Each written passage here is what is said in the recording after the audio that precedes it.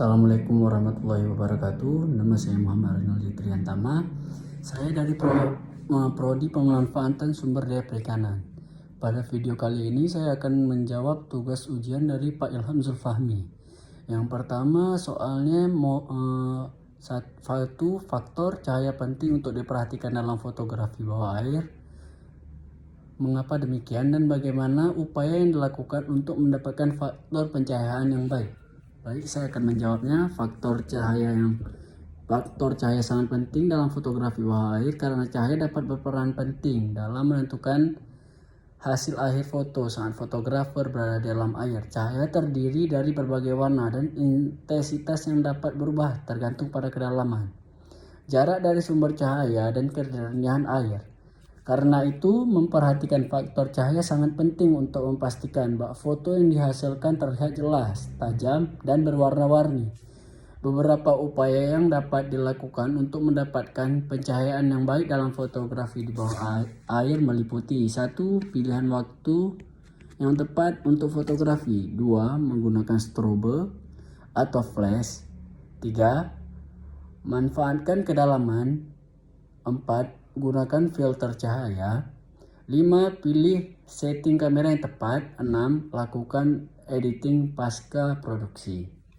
Baik, saya akan melanjutkan di nomor 2 dengan soal mengatur keseimbangan dalam air menjadi tantangan dalam fotografi bawah air.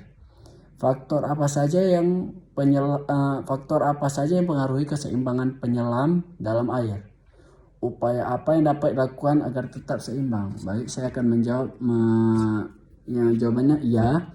Mengatur keseimbangan dalam air merupakan tantangan dalam fotografi bawah air karena fotografer harus mempertahankan keseimbangan tubuh saat mengambil foto dan memegang kamera yang berat, sambil juga menjaga agar tidak mengganggu lingkungan bawah air. Beberapa faktor yang mempengaruhi keseimbangan penyelam dalam air antara lain: 1. Kedalaman air. Kedalaman air. Semakin dalam air, semakin sulit untuk mempertahankan keseimbangan karena tekanan air yang semakin besar. 2. Arus. Arus air dapat membuat penyelam menjadi tidak stabil dan kesulitan mempertahankan keseimbangan. 3. Peralatan penyelaman. Peralatan penyelaman yang berat seperti tabung, oksigen, dan kamera dapat mempengaruhi keseimbangan dan menyebabkan ketidakseimbangan untuk seimbang saat fotografi bawah air. Beberapa upaya yang dapat dilakukan adalah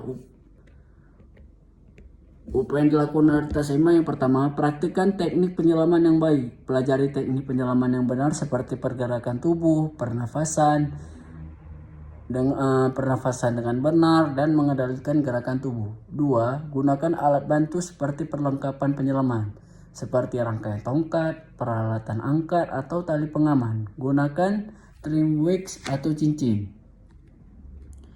3. Baik, saya akan membacakan soal nomor 3. Salah satu aplikasi MOBA adalah dalam bidang pengamatan tingkah laku ikan. Parameter apa saja yang dapat diteliti terkait bidang ini dan apa kegunaan dari data yang diperoleh? Jawab. MOBA atau Mobile Basic Application dapat digunakan dalam bidang untuk pengamatan tingkah laku ikan untuk membantu mengumpulkan dan menganalisis data dengan lebih efisien dan akurat. Beberapa parameter yang dapat diteliti terkait dengan tingkah laku ikan antara lain: 1. Aktivitas berenang dapat diukur dengan memantau kecepatan dan arah gerakan ikan. 2. Perilaku makan dapat diukur waktu ikan saat memakan. 3. Perilaku berkelompok dapat diukur dengan melihat jarak dan orientasi ikan satu sama lain. 4. Waktu reaksi dapat diukur dengan memantau waktu yang dibutuhkan ikan untuk bereaksi terhadap rangsangan. 5. Perilaku reproduksi dapat diukur dengan melihat frekuensi dan durasi waktu ikan saat kawin atau bertelur. Data yang diperoleh dari pengamatan tingkah laku ikan dapat digunakan untuk berbagai tujuan. 1. Untuk meneliti pola perilaku ikan dalam kondisi lingkungan tertentu. 2. Memahami hubungan antara tingkah laku ikan dengan lingkungan dan faktor lainnya. 3. Memprediksi perilaku ikan di masa depan seperti perilaku imigrasi atau perilaku memilih lokasi peminjaman. 4. Mengembangkan strategi pengolahan ikan yang lebih efektif dan berkelanjutan. Mungkin cukup sekian video ujian dari saya. Bila ada kekurangan saya mohon maaf. Assalamualaikum warahmatullahi wabarakatuh.